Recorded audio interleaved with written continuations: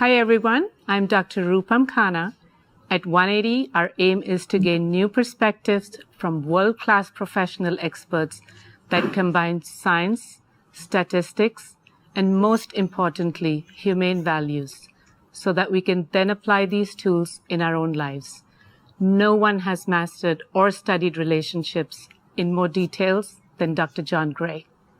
Hi, everyone. I'm Nikki Rishi, and we're honored, delighted, and thrilled to have today Dr. John Gray. John is the author of the most well-known and trusted relationship book of all time, Men Are From Mars and Women Are From Venus. And that book ended up selling somewhere in the lines of 50 million copies. USA Today listed his book as one of the top 10 most influential books of the last quarter century.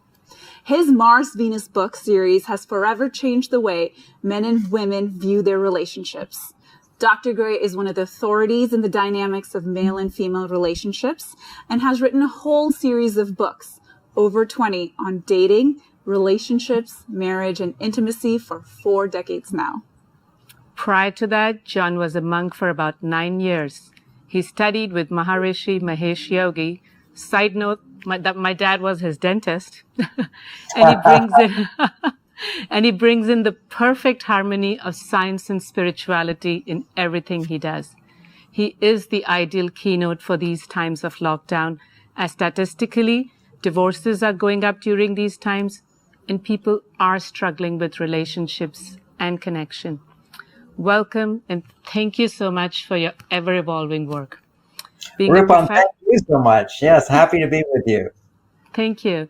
Being a professional multitasking entrepreneur myself, what really stuck with me is when you say equality in relationships is a beautiful thing. But the problem is people have equated equality with sameness. On the heels of that, let's start with our first question. In your book, Beyond Mars and Venus, you explain why being a man or woman in today's society is more nuanced and complex than ever. Social and economic shifts have caused the sexes to no longer be dependent on each other. The truth is, even though our roles have shifted, there are still fundamental differences between men and women. For our audience, first and foremost, who might not be familiar with the book entirely, could you please outline key takeaways from it? From Men Are From Mars or from the new book, Beyond Mars and Venus? It would be great to do both. All right, I'll start with Men Are From Mars. And this was written 25 years ago. And when relationships were more traditional, where men were generally the primary providers and women were the primary homemakers. But our culture for thousands of years actually supported well-being for women if they're going to be primary homemakers and if men are going to be providers. Actually, culture helped us to, when it worked, it worked. It didn't always work, particularly when men couldn't make enough money to support their family. When men can't make enough money to support their family, they often become alcoholics. They can be aggressive. They're just not motivated. And that's a tragedy when our old system didn't work. But some of the primary takeaways of Men Are From Mars, let's focus on that, how more traditional couples could come together. Men go to their caves. This is something that is unique to men more so than women, which is if a man has a stressful day, he needs time to just forget all responsibilities. Now, in my new book, I talk about that in hormonal terms, which is we now know that when a man can take time to forget his problems, in a sense, be in his cave, he rebuilds his testosterone. Now, testosterone in men, we have to make, as a man, I have to make at least 10 times more than a woman in order to experience well-being. Mm-hmm. Women need to make 10 times more estrogen in order to experience well-being. When I wrote Men Are From Mars, I didn't understand hormones. I just knew that women's biggest complaint with men is they don't listen. So I wrote a book explaining to men, this is why women are not so happy with you, is you think you're good listeners, but you're not. If a woman is to raise her estrogen and experience intimacy, well-being, happiness, connection, which produces female hormones like estrogen and progesterone, she needs to share and not be interrupted with solutions. So men want to fix it. They want to solve the problem. It's like a fire. I got to put it out, as opposed to relax, ask more questions. So one of the practical takeaways in Men Are From Mars is realizing listen more and don't fix everything right away unless she's asking for it. So you might say things like, well, help me understand that better. What else? Tell me more. Or say something loving rather than give a solution. Say something like, you give so much to so many people. Let me give you a hug. See, these are supportive statements that actually make women feel seen and heard and loved. So, Dr. Gray, I actually, those are amazing insights. I do not want us to get away from this piece about dating you were mentioning before. So if I take us back to that part, I'm very curious to see or hear. We see a new dating trend every few decades, from organic matchmaking to modern online dating. So what is the next trend? What does the future of online dating hold? If we can talk about that a little bit more. The new dating, which is happening now online, is magnificent if you have dating skills. This means learning how to create connection, not depending on sex. So this means two basic things. The first thing, which is most important, you can't touch over the internet. You can see each other. You can talk to each other. What you can do as a woman is practice some of my dating skills. For example, don't let him talk more than you. See, women often ask a lot of questions because they know they would like him to ask questions of you. So to start a conversation, women are great at asking questions. They interview us. And if you keep asking him questions, he'll just talk about himself and never bond with you. What you want to do is you can ask questions to start a conversation going a little bit. Then you want to interrupt and talk more. And then ask a question and interrupt and talk more. Not what your mother taught you. Now, when you do talk, you want to, because you're dating somebody you don't want to marry, okay, you want to free your brain of the people pleaser mentality. Women are conditioned to be people pleasers. You're conditioned to put yourself to the side and be there for other people, right? This is what a good woman does. You're there for others. You're selfless. Actually, that's what a good man is. It's selfless and being there for you. But you train him to be there for himself by being selfless and by being what some people might call a people pleaser. If you came to my house as a guest, you'd go, oh, what a beautiful home you have. And you'd enjoy it. And I'd show, oh, there's a painting and this is a statue. And we did this wall coloring. I could do a whole tour of my house. I used to do it 25 years ago. I put a lot of work into making a beautiful place with my wife. Well, now if you came to my house and you wanted to buy it, your brain would operate differently. You would go into an automatic bias of what's wrong with this house. Is it really worth it? What are the water bills? Is there cracks in the foundation? Is the electric bill?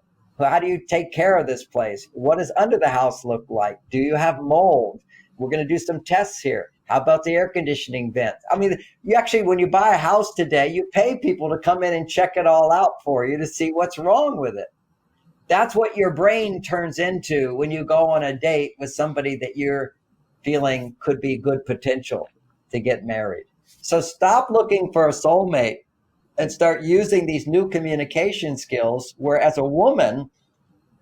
Well, I was almost thinking these issues of unfulfillment and people pleasing and this pursuit of happiness mindset, of the many single stories that we hear today. I was wondering what's to blame, whether it's technology or how we were raised as a generation. What I actually hear after hearing you talk is that it's biology, and here is this toolkit that you should take in order to generate different skills that turn you away from being your authentic self that biology has produced as a woman to be a people pleaser and actually be something different in order to be successful in the dating world. Is that what I'm hearing?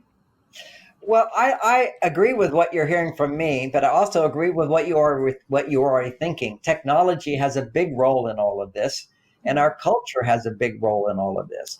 Keep in mind, the culture is developed by intelligent people. Okay, we got to where we are not by a bunch of stupid people. Religions, although for many people are outdated, for other people they're not. This is not stupid people. There's wisdom. But today it's changed. The world has changed dramatically in a positive way and in a negative way. In a positive way, as women, you have the freedom to be independent. You have the freedom to express what we might call traditional male qualities, purposefulness outside the home, changing the world, running a company, feeling completely self sufficient and independent. Wow, that's amazing. Men, on the other hand, have the opportunity to spend more time with their children. They have more opportunity to do things like go to the gym and work out. They have an opportunity to be more romantic, to love their partner, to experience a new level of intimacy, which men want, by the way. How do I find emotionally available man? They're just not emotionally available. Well, they're not women. And the problem in every relationship, and I've counseled thousands of people over the years and taught seminars to millions of people, bringing women on stage. Okay, what's the challenge? She says, well, my husband's not emotionally available. Then I work with her for a little while. She's not emotionally available. Women are aware there's emotions inside, but you can't move through them. You're waiting for a man to suddenly be all emotional and vulnerable and tender and loving, and then you'll feel safe to open up. But if a man becomes all emotional and tender and needs this, you get turned off. That he becomes like a child. You can't be sexually attracted to that, and then you become disgusted with it, and then you feel guilty for being disgusted with it because you wouldn't want somebody to be disgusted with your feelings, but it is disgusting. It So just not let it evokes those feelings. so not let it go to that extreme. And I guess respect is the biggest thing in that. Also, I feel like creating moments is what it's all about, where you're maximizing the good moments together. And that's what would really help you thrive as well. Oh, beautifully said, Rupam. These moments. I just want to say biologically, I'm gonna take off on that a little bit differently than what you meant. But biologically, there's something that happens when a couple is physically intimate, they're mentally intimate, emotionally intimate. Then what happens is the intimacy through making love is literally a moment of making love. Making love. You generate more love when you make love. And many couples will never be able to make love because they don't have the communication skills where a woman feels I can fully undress mentally, undress emotionally, and then physically undress. Easy for men to get naked. Speaking of insecurities, this pandemic has changed our lives, our work culture, and I think the way we will interact with each other's, as I feel a lot of us have felt like a mindset shift in this time. So based on your expertise, do you think it'll change the behavior and relationships? And how will we heal from all this and bring harmony to our mind, body, and soul? I think this whole pandemic gives us an opportunity to reset.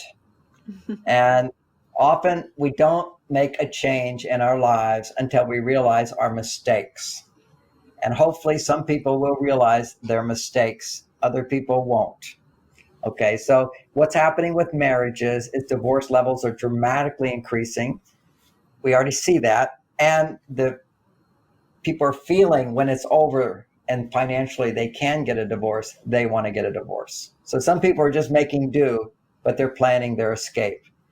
And the problem here is the recognition that we don't have the skills. And if we take the time to learn the skills, a better world will result.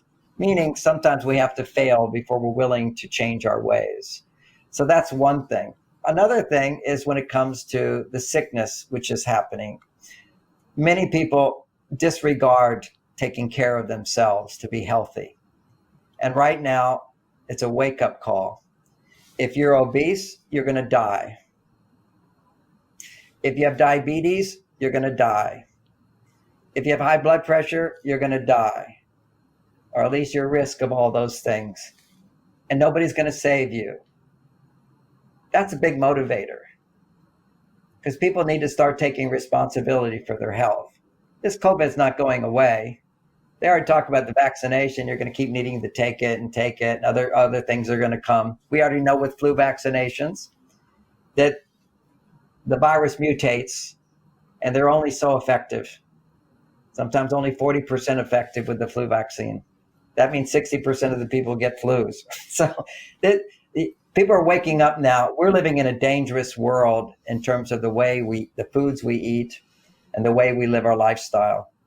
People have to learn to exercise, or they're going to die. You know what? Diabetes I have a friend, in 2 months, he cured his diabetes by changing his diet and taking some supplements that I recommended. People with high blood pressure, all you have to do is practice one of these many forms of meditation proven to lower blood pressure. You could also take beet extract. There's many natural things that will immediately lower your blood pressure without having to take drugs, and regular aerobic exercise, and your blood pressure will go down to normal, and you won't be at risk of dying of some new virus that comes around. The only people who die is the majority of people in our culture are sick, and we're walking around like we're not. So this is a wake-up call. Also, we're in marriages that don't work, and you get a divorce. Yeah, divorces are going to happen. And often after a divorce, people wake up and realize, I don't know what I'm doing. I'm doing everything I can do to increase an awareness how to be healthy, as well as how to have successful relationships. But that's the world. It will become a better world after the mess we make. And we're living in a mess right now. You absolutely nailed it. And that's where our passion for this 180 comes from.